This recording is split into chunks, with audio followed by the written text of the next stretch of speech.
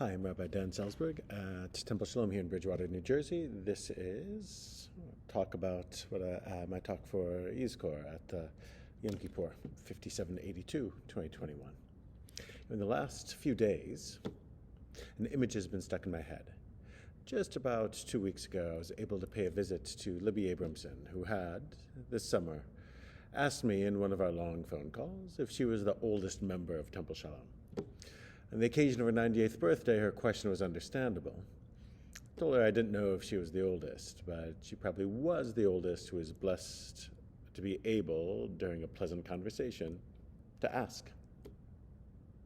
I liked my conversations with Libby, partly because I would be consistently surprised. She quickly skipped over the small talk and hit on big topics: life and death, core principles of justice and fairness. A lifelong feminist decades ago, Libby knew that the uncomfortable balcony in the old shul wasn't the place for her, unable to participate fully in Jewish life.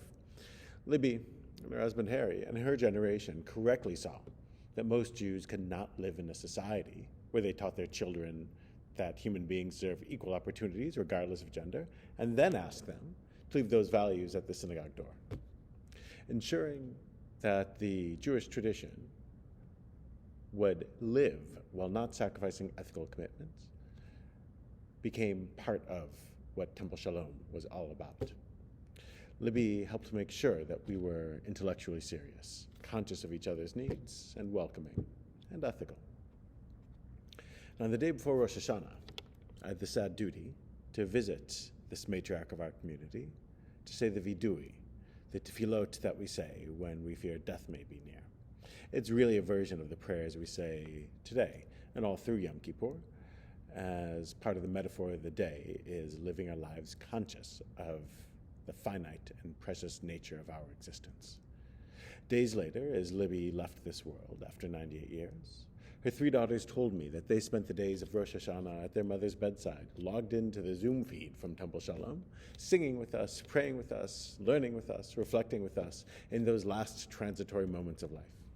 That image of the power of the Jewish tradition binding people together, generations together, through both the preservation of the tradition and our sacred words and melodies ascending, and through the significant change to the tradition of allowing the broadcast of those words, perfectly encapsulates the Jewish life that Libby advocated for, and that the world sorely needs. Not an abandonment of the tradition to the Instagram story of the moment, nor a digging in that asks us to, God forbid, distrust our ethical impulses, or to ignore the opportunities to create sacred moments, but to combine them in a way that synagogues uniquely can. Libby, born not quite 3 years after women gained the right to so much as vote, both engaged the larger world and sought to improve it, neither aloof nor acquiescent, an example that we would do well to emulate. The ever-lengthening shadow of this pandemic continues to move more of our lives online.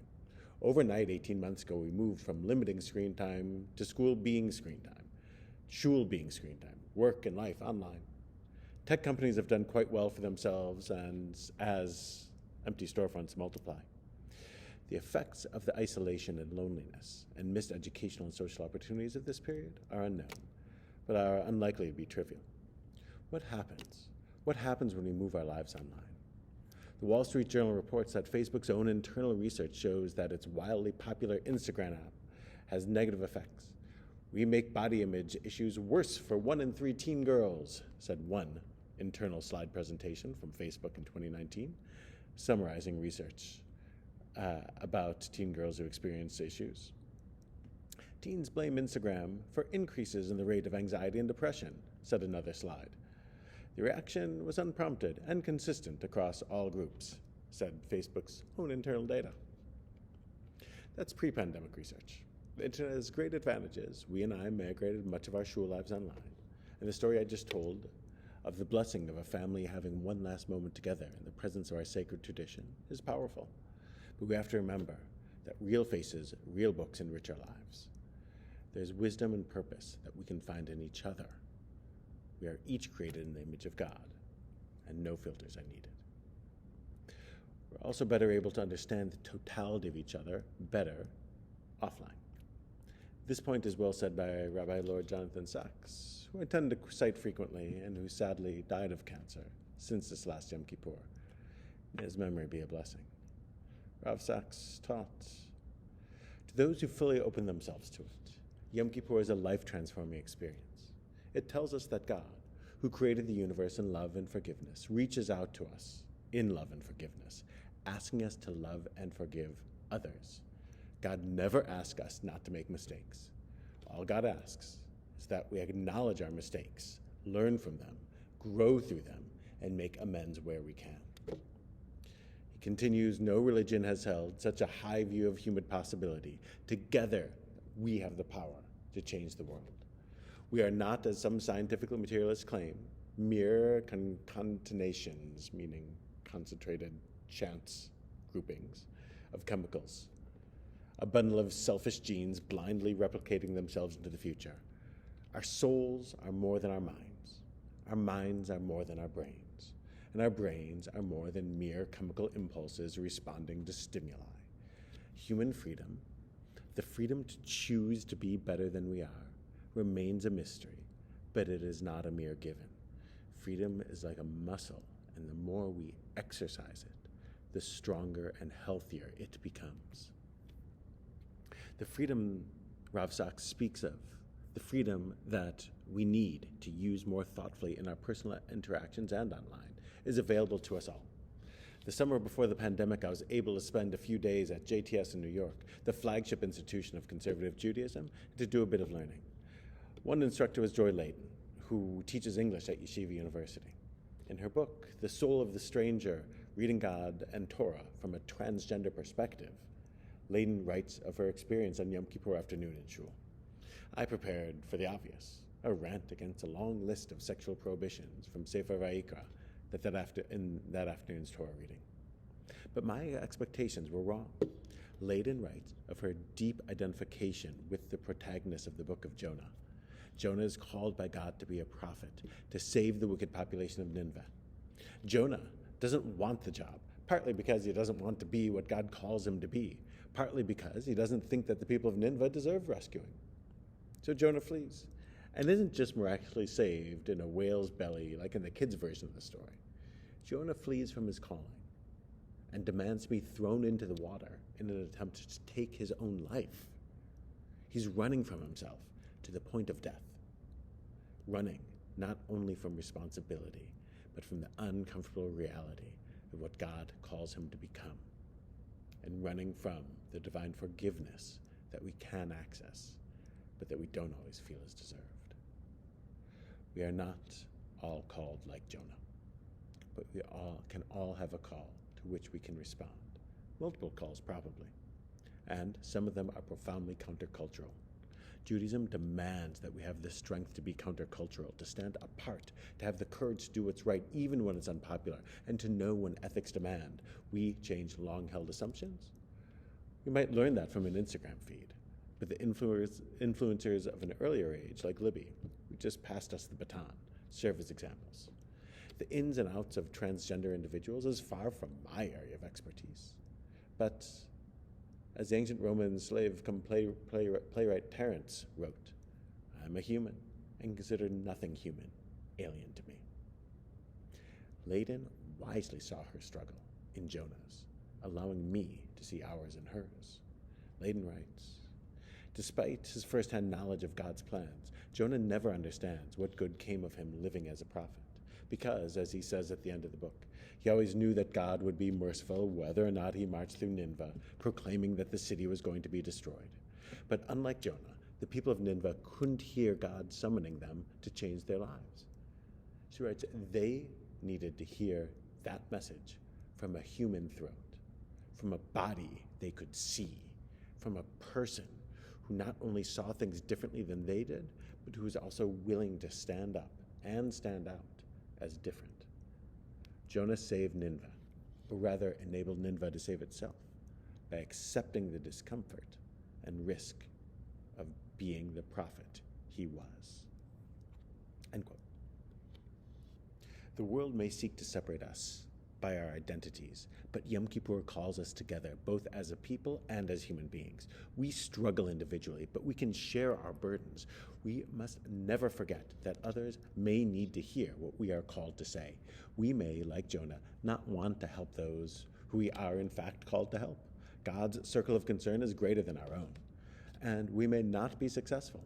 Jonah's success in calling for repentance stands in stark contrast to most every other prophet in the Hebrew Bible, most of them also reluctant messengers, whose calls to transform life for the better fell on unreceptive ears.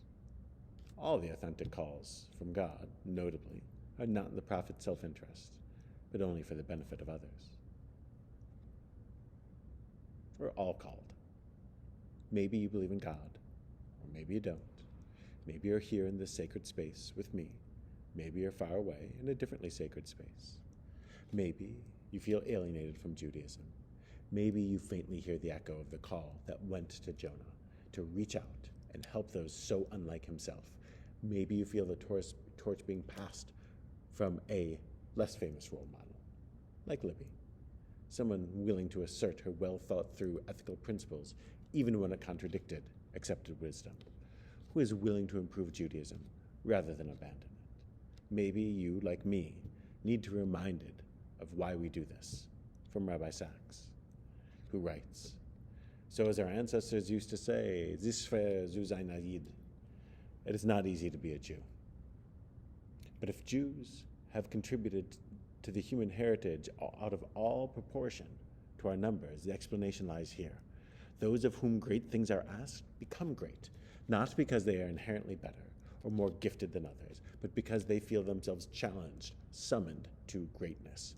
End quote. In ancient times and today, in far-off lands and in our own community, in shul and out, whoever you are, whoever you want to become, whoever you were, and however this past year has been for you, with its lockdowns and shots and floods and distances and hardships and unrest and setbacks, we are called to remember that our people has carried a message of human possibility for countless thousands of miles of wandering, for millennia despite our lack of popularity, for good despite those who wished us ill. I am weary. You might be as well. It's possible that our faith can flag, but we remain called to carry a message of hope. If you are young, if you are old, if you are a parent, if you are a child, if you are near or far or observant or otherwise, we all carry this message of possibility and hope. No ideology or virus is more powerful than the power of transformation. In the year to come, we can help each other in this sacred task. We are challenged. We're summoned to greatness, each one of us in a different way. But if we abandon our tradition, the summons will go unheard. If we fear innovation, we miss the possibility of improvement that Yom Kippur is designed to facilitate. Fundamentalists sometimes think of God as the cure, but as my teacher, Rabbi Brad Artson, teaches, God is the lure, beckoning us to build better lives. May we spend this Yom Kippur attuning our souls to hear the call and respond to the lure. May we have the insight to draw from the finest aspects of character of those who we remember on Yom Kippur. And may we behave with kindness and wisdom in the unknown times ahead. And may you and your loved ones be blessed with a year of health, renewal, service, and joy. Gmar Chatimah Tova. May we all be sealed for good.